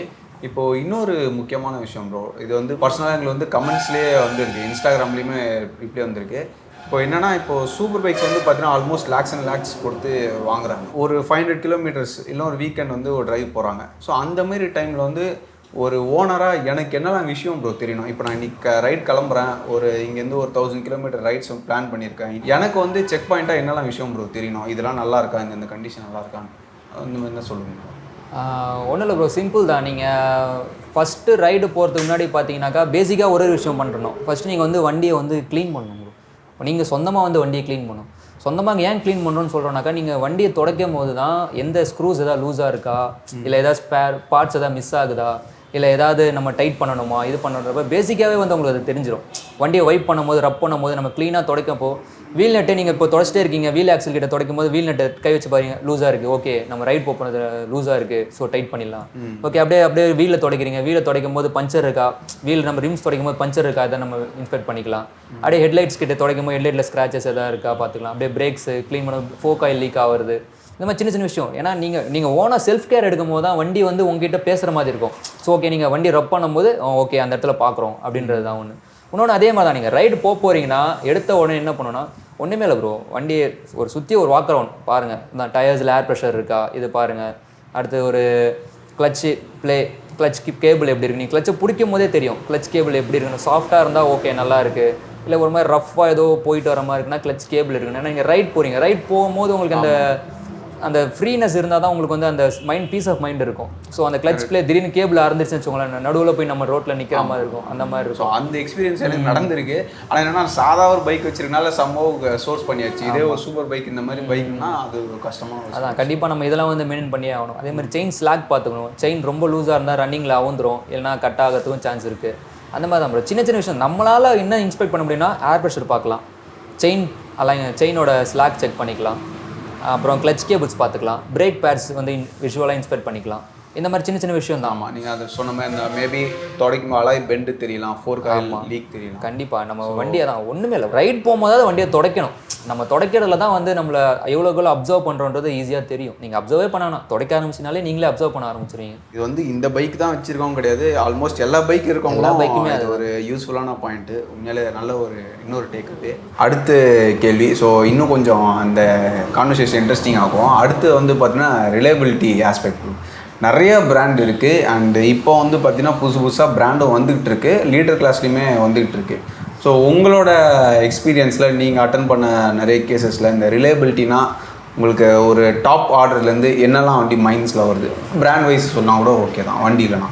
பிராண்ட் வைஸ் நீங்கள் சூப்பர் பைக்கில் போனீங்கன்னாக்கா எனக்கு தெரிஞ்சு வந்து கவாசகி அண்ட் யமகா நல்லா ரிலேபிலிட்டியாக இருக்குது உங்களுக்கு. ஏன்னா கவாசகிலாம் நம்ம டே டு டே லைஃப்பில் நிறைய பேர் நிஞ்சா 300 Z250 பார்த்துருக்கேன். Z250 ஒருத்தர் டெய்லி ஆஃபீஸ் யூஸ்க்குலாம் யூஸ் பண்ணிட்டு இருக்காரு. அதெல்லாம் பார்த்தீங்கன்னா ஒரு 70,000 80,000 ஓடி இருக்குது. இது வரைக்கும் கிளச் பிளேட் கூட மாற்றாமல் ஓட்டிகிட்டு இருக்காரு. அந்தளவுக்கு குவாலிட்டி நல்லா இருக்குது கவாசகி பொறுத்த வரைக்கும். அதேமாதிரி யமகாவை பொறுத்த வரைக்கும் அதே தான். யமகாவும் R3 இந்த மாதிரி, ஏன்னா அதிகமாக ஓட்டுறது பார்த்தீங்கன்னா இந்த மாதிரி 300cc கேட்டகரி பைக்ஸ் தான் நிறைய பேர் ஓட்டுறாங்க. சூப்பர் பைக்கை பொறுத்தவரைக்கும் யாரும் அந்தளவுக்கு ஓட்டாதனால அவங்களால ரிலேபிலிட்டி சொல்ல முடியல. ஆனால் இதேமாதிரி கவாசகியில் பார்த்தீங்கன்னா ஒரு நிஞ்சா 1000 கூட ஒருத்தர் பார்த்துருக்கோம். கொஞ்சம் நல்ல ஏஜ் பர்சன் அவர் ஒரு 45-50,000 கிட்ட ஓட்டிருக்காரு. வண்டி இப்போ வரையும் பார்த்தா பிராண்ட் நியூவாக தான் வச்சிருப்பாரு. வண்டி அவர் ரெகுலர் அவர் மெயின்டெனன்ஸ் மட்டும் தான். வண்டி ஏதோ ஸ்க்ராச் ஆகும் அந்த மாதிரிலாம் எதுவுமே கிடையாது. ஆனால் வந்து நல்லாவே வந்து மெயின்டைன் பண்ணுறாரு. அதே மாதிரி பார்த்தீங்கன்னா அவருக்கும் ரிலேபிலிட்டி ரொம்ப நல்லாவே இருக்குது. ஈச் ஒரு 50,000 கிலோமீட்டர் வரைக்கும் இன்ஜினில் ஒரு அந்த சின்ன நாய்ஸ் வரதோ பெர்ஃபார்மன்ஸில் எந்த ப்ராப்ளமே இல்லை. ரெகுலராக throttle body cleaning, spark plug, air filters இதெல்லாம் நம்ம மெயின்டைன் பண்ணாலே போதும். இதில் வந்து ரிலேபிலிட்டி நல்லாவே இருக்குது. அடுத்து போக போக தான் யமகா, கவாசகி இது ரெண்டு தவிர்த்து பார்க்கணுன்னா அடுத்து சுசுகி, அடுத்து இது பார்க்கலாம் ஹோண்டா அண்ட் சுசுகி வந்து கொஞ்சம் ரேர் தான் பைக்ஸ் சூப்பர் பைக்ஸை பொறுத்த வரையும். ஆனால் ரிலேபிலிட்டி வந்து ரொம்பவே நல்லா இருக்குது. இப்போ கூட நம்ம CBR 1000 ஒன்று நிற்கிது. அது வந்து பார்த்தீங்கன்னா 2003 மாடல். இன்ன வரையும் பார்த்தீங்கன்னா இன்ஜின் ஸ்டார்ட் பண்ணால் அவ்வளோ பியூராக ரிஃபைண்டாக இருக்குது வண்டி. CBR 1000 5 blade அந்த மாடல் அவ்வளோ சூப்பராக இருக்குது. ஸோ அந்த மாதிரி கொஞ்சம் அந்த ஜாப்பனீஸ் பைக்ஸ் வந்து மோஸ்ட்லி வந்து எல்லாமே ரிலேபிலிட்டி நல்லாவே இருக்குது. நீங்கள் சொன்ன டாப் 4 ஆர்டருமே டாப் ஜாப்பனீஸ் பைக்ஸ் தான். ஆமாம், அது எல்லாமே நல்லா இருக்குது. ஜெர்மன்ஸ் இட்டாலியன்ஸில் எங்கே ப்ரோ? ஜெர்மன்ஸ் இட்டாலியன்ஸ் பொறுத்த ஹார்லிலாம் வேறு லெவல் தான் ப்ரோ. ஹார்லிலாம் குறைய சொல்ல முடியாது. இன்ஜின்ஸு அதுக்கெலாம் வந்து பெல்ட் டிரைவ் தான். நாங்களாம் பெல்ட்லாம் இது வரைக்கும் என் லைஃப்பில் இது வரைக்கும் ஒரு தடவை தான் அட்ஜஸ்டே பண்ணியிருப்போம். பெல்ட் டிரைவ்ஸ்லாம் பார்த்தீங்கன்னாக்கா இது வரைக்கும் எப்படி சொல்கிறது, அதெல்லாம் ஒரு 30,000 40,000 கிலோமீட்டருக்குலாம் வந்து பெல்ட்லாம் அப்படியே சூப்பராக இருக்கும், பக்காவாக இருக்கும். ஹார்லி, இந்தியன் மோட்டர் சைக்கிள்ஸு அந்த மாதிரி பைக்ஸ்லாம் பார்த்தீங்கன்னா எல்லாமே பெல்ட் டிரைவ்ஸ் தான் வருது. ஸோ அதெல்லாம் வந்து பெல்ட் டிரைவ்லாம் அட்ஜஸ்ட் பண்ணதே கிடையாது. இன்ஜினும் வந்து பார்த்தீங்கன்னா பெருசாக யாரும் ஒர்க் பண்ண மாட்டாங்க அந்த அளவுக்கு. இன்ஜின் நம்மளே பை மிஸ்டேக்காக வந்து ஆயில் யூஸ் பண்ணாமல், ஆயில் சரியாக ப்ராப்பராக மெயின்டைன் பண்ணாமல் போகிறது, இல்லை வேறு ஏதாவது ஆயில் போடுறது, இல்லை ஆயில் எதாவது கண்டாமினேட் ஆகுறது, அந்த மாதிரி ஆகுனால தான் உங்களுக்கு வந்து இன்ஜின் ப்ராப்ளம்ஸே வருது. அதான் யமகா கவாசகி அடுத்து பார்க்கணுன்னா கண்டிப்பாக ஜாப்பனீஸ் பைக்ஸை விட்டுட்டு பார்க்கணுன்னா ஹார்லி நல்லாயிருக்கும். ரிலேபிலிட்டியாக இருக்கும் நல்லா. அதோட குவாலிட்டி வைஸ் வந்து அது நல்லாயிருக்கும். ஹார்லி நெக்ஸ்ட்டு போனோன்னா ட்ரையம்ஃபில் நல்லா இருக்குது ப்ரோ. ட்ரையம்ஃப் ஆனால் எனக்கு ஒரு 35,000 மேலே 40,000 மேலே கொஞ்சம் ஹார்டாக யூஸ் பண்ணுறவனாக்கா கண்டிப்பாக வந்து அந்த ஷிம் நாய்ஸ், வேல் நாய்ஸ்லாம் வந்து கண்டிப்பாக வருது. நிறைய வண்டி நானே பார்த்துருக்கேன். ஸோ அது வந்து எனக்கு எக்ஸ்பீரியன்ஸ் இருக்கிறனால நானே சொல்கிறேன். எம்வி அகஸ்டா அந்த இட்டாலியன் பைக்ஸ் வந்து லுக் வைஸ் வந்து சூப்பராக இருக்கும் ப்ரோ. லுக் வைஸ் வந்து அவ்வளோ அழகாக இருக்கும் பைக்ஸு. ஆனால் குவாலிட்டி வைஸ் வந்து எனக்கு எதுவும் பெருசாக சாட்டிஸ்ஃபைடாக இல்லை ப்ரோ, அந்த அளவுக்கு இல்லை. ஸோ கேட்டகரி வைஸ் பார்க்கணுன்னா ஜாப்பனீஸ் டாப்பில் இருக்காங்க. அடுத்து ஹார்லி, அதான் யூஎஸ் பேஸ்ட் அதான் கண்ட்ரி வைஸ் தான் இதுவும் வருது சொல்லப்போனால். ஆமாம், ஜாப்பனீஸ் தனியாக இருக்காங்க, யூஎஸ் பேஸ் தனியாக இருக்காங்க, இட்டாலியன் பேஸ் அவங்க அந்த சைடுலாம் தனியாக இருக்காங்க. அந்த மாதிரி தான் இருக்குது குவாலிட்டி வைஸ் பார்க்கும்போது. நல்லா தான் ப்ரோ இருக்குது. அந்த மாதிரி கவாசகி பொறுத்தவரையும் ஆஃபர்டபுள் ப்ரைஸில் இருக்குது உங்களுக்கு பைக்கு. அதுதான் அல்டிமேட்டாக வந்து பார்த்தோன்னா கஸ்டமரோட ப்ரிஃபரன்ஸ் தான். அவங்களுக்கு வந்து இப்போ நீங்கள் சொல்கிற மாதிரி பார்த்தீங்கன்னா இட்டாலியன்ஸு, ஜெர்மன்ஸ் போனால் தான் உங்களுக்கு வந்து அந்த பவர் இருக்கும், ஒரு ரகட்னஸ் இருக்கும், ஒரு அட்ரினலின் ரஷ்லாம் அங்கே தான் இருக்கும். ஸோ அது விரும்பினவங்க அங்கே தான் போய் ஆகணும். ஆமாம். பட் உங்களுக்கு வந்து ஒரு சிங்கிள் டைம் இன்வெஸ்ட்மெண்ட்டு ஒரு சூப்பர் பைக் வந்து வாங்கணும் அந்த ட்ரீம்னா இந்த ஜாப்பனீஸ் பொறுத்து பெட்டர்ன்ற மாதிரி நம்ம. ஆமாம் ப்ரோ, இப்போது அந்த ரிலேபிலிட்டி ஃபேக்டரு அதெல்லாம் பார்த்தோன்னா இன்னொரு கேள்வி மைண்டில் வருது. இப்போ ஃபார் எக்ஸாம்பிள் வந்து நான் வந்து யூஸ்டில் மார்க்கெட்டில் வந்து ஒரு சூப்பர் பைக் ஒன்று வாங்குறப்போ அந்த பைக் வந்து இப்போ டீலர்ஷிப்பில் எடுக்கிறேன்னு வச்சுக்கோங்களேன். ஸோ வந்து எனக்கு ப்ரீவியஸ் ஹிஸ்ட்ரி எனக்கு தெரியாது, ஓனர் கான்டாக்ட் அந்தளவுக்கு இருக்காது. ஸோ அவங்க சொல்கிறத பிலீவ் பண்ணிட்டு நான் வண்டி வந்து வாங்கிட்டு வரேன். இப்போ வாங்கிட்டு வந்து நான் அப்படியே ஓட்டுறேன். நான் வந்து யாரையுமே ஒரு கன்சல்ட் இல்லாமல் நானே அப்படியே வண்டி ஓட்டுறேன். ஸோ ஓட்டும்போது வந்து பார்த்தீங்கன்னா சப்போஸ் வந்து இன்ஜின் ஆயில் லெவல் வந்து கம்மியாக இருந்தது, இல்லை வந்து அந்த கம்மியாக இருந்ததுன்னா அது எப்படி ப்ரோ செக் பண்ணுறது? லைக் வந்து எனக்கு என்ன எப்படி அந்த டிஃப்ரென்ஸ் தெரியும்? சம்திங் இஸ் அந்த இன்ஜினில் ஒரு ப்ராப்ளம் நடக்குதுன்றது. கண்டிப்பாக ப்ரோ, அது வந்து நம்ம வந்து பேசிக்காகவே தெரிஞ்சிக்க வேண்டிய ஒரு விஷயம் தான். ஏன்னா வந்து நாமளே உங்களுக்கு பார்த்தீங்கன்னாக்கா இன்ஜின் ஆயில் லோவாக இருக்குனாக்கா மீட்டர்லேயே வந்து ஒரு லோ ஆயில் சிக்னல் காட்டும். அப்படி காட்டலை, அப்படி அவங்க லோ ஆயில் வந்தது இன்ஜின் அந்த மாதிரி வந்ததுக்கப்புறம் அவங்க இன்ஜினை டாப் அப் பண்ணி உங்களுக்கு கொடுத்துருக்காங்கனாக்கா உங்களுக்கு ஓட்டும் போதே ஏதாவது ஒரு அப்நார்மல் நாய்ஸ் கேட்கும், இல்லை ஸ்மோக் வரும். இந்த நார்மலாக நம்ம சிங்கிள் சிலிண்டர் பைக்ஸ் எல்லாம் வருதுல்ல உங்களுக்கு, போர் வீக்கான ஸ்மோக் வர மாதிரி அதுலேயும் ஸ்மோக் வரும், சின்ன சின்ன நாய்ஸஸ் கேட்கும், அப்நார்மல் நாய்ஸ். நீங்கள் வந்து எப்படின்னா ஒரு புது பைக்கில் இருக்க சவுண்டு வந்து ஒரு யூஸ்டு பைக்கில் எடுக்கிறீங்கன்னா ஆல்மோஸ்ட் ஒரு 90% வந்து அந்த சவுண்ட் வந்து நீங்கள் எக்ஸ்பெக்ட் பண்ணணும். அதில் சின்ன சின்ன நாய்ஸ் எக்ஸ்ட்ரா வருதுன்னா அது ப்ராப்ளம் இல்லை. இதை வந்து இந்த வண்டி பார்த்தீங்கன்னா இந்த வண்டி ஒரு 30,000 கிலோமீட்டர் ஓடி இருக்குது. நான் கொஞ்சம் நல்லா வெல் மெயின்டைன் பைக்குன்றனால வந்து பார்த்தீங்கன்னா இயர் ப்ரோ இது ஆல்ரெடி ஒரு 2013-14 மாடல். இது ஓல்டு தான். இதுவும் 30,000 ஓடி இருக்குது. இதோட நாய்ஸ் பார்த்தீங்கன்னாக்கா உங்களுக்கு இப்போ லேட்டஸ்ட் வண்டிக்கும் இதுக்கும் பார்த்தீங்கன்னா ஆல்மோஸ்ட் ஒரே மாதிரி தான் இருக்கும். இப்போ ஒரு 19 மாடல் எடுத்து கேட்டிங்கனாலும் இந்த மாடல் நீங்கள் எடுத்து கேட்டிங்கனாலும் நாய்ஸ் ஒரே மாதிரி தான் இருக்கும். ஆனால் இதுவும் பார்த்தீங்கன்னா யூஸ்டு பைக் தான்.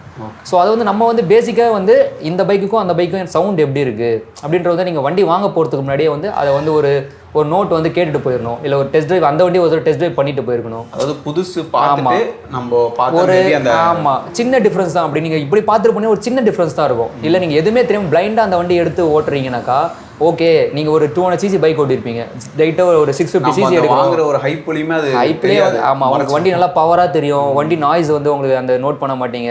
ஸோ வந்து எப்படின்னா வண்டினா ஆக்சுவலாக அது அதோட பொட்டன்ஷியல் இன்னும் அதிகமாக இருக்கும். ஸோ இன்ஜின் ஃப்ரெஷ்ஷாக இருக்கும்போது அதோட பொட்டன்ஷியல் பார்த்தீங்கன்னா இன்னும் அதிகமாக இருந்திருக்கும். நம்ம அதை வந்து நோட் பண்ணாமல் பண்ணுறது அந்த மாதிரி தான். ஸோ இப்போ நார்மல் பைக்ஸில் வந்து பார்த்தீங்கன்னா நம்ம நீங்கள் சொன்ன மாதிரி த்ராட்டில் பண்ணால் மேபி அந்த ஸ்மோக் அடிக்கும். ஆமாம் இதில் எப்படி ப்ரோ அது மேபி அந்த ஸ்மோக்கில் ஏதாவது டிஃப்ரென்ஸ் இருக்குமா நார்மலாக அதே மாதிரி? அதே தான் ப்ரோ. எப்படி சொல்கிறது லெவல் ஆஃப் ஸ்மோக்குன்ற மாதிரி அதே தான் உங்களுக்கு. எப்படின்னா அந்த சிங்கிள் சிலிண்டர் பைக்கில் உங்களுக்கு எவ்வளோ ஸ்மோக் வெளியே வருதோ அதே மாதிரி இந்த பைக்ஸ்லேயே உங்களுக்கு. ஆனால் இந்த பைக்ஸ் வந்து மோஸ்ட்லி வந்து அவ்வளோ டேமேஜ் ஆகிறதுலாம் சான்ஸ் ரொம்ப கம்மி தான். சின்ன சின்ன நாய்ஸ் வரும், டென்ஷனாக நாய்ஸஸ் வரும், இல்லைனா அந்த கிராங்க் ஷாட் பேரிங்ஸில் நாய்ஸ் வரும், அந்த மாதிரி நாய்ஸஸ் வரும். போர் வீக்காக இருக்கிறது வந்து எப்படின்னா ஸ்மோக் நீங்கள் ரெவ் பண்ணாலே உங்களுக்கு வந்து ஸ்மோக் வந்து வெளியே நல்லா ஸ்ப்ளிட் ஆகும் உங்களுக்கு. இன்னொன்று 4 சிலிண்டர் பைக்ஸில் வந்து ஏதாவது போர் வீக் ஆச்சுன்னா என்ன ஆகும்னா ஒரு சிலிண்டர் ஃபயரிங் ஆர்டர் வந்து மிஸ் ஆகும். ஸோ ஐட்லிங் வந்து லைட்டாக ஃப்ளக்ஷுவேட் ஆகும். சிங்கிள் சிலிண்டர் பைக்குன்றப்போ ஐட்லிங் நிற்காது.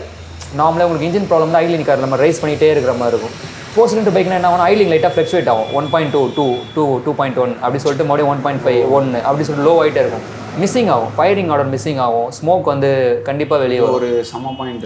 ஆமாம் கண்டிப்பாக அது வந்து மிஸ்ஸிங் ஆகுது. வந்து உங்களுக்கு வண்டி ப்ராக்டிஸ் இருந்ததுன்னா உங்களுக்கு தெரியும். அதான் சொல்கிறேன், ஒரு பைக்கை நீங்கள் ப்ராக்டிஸ் இருக்கணும்னு அவசியம் இல்லை.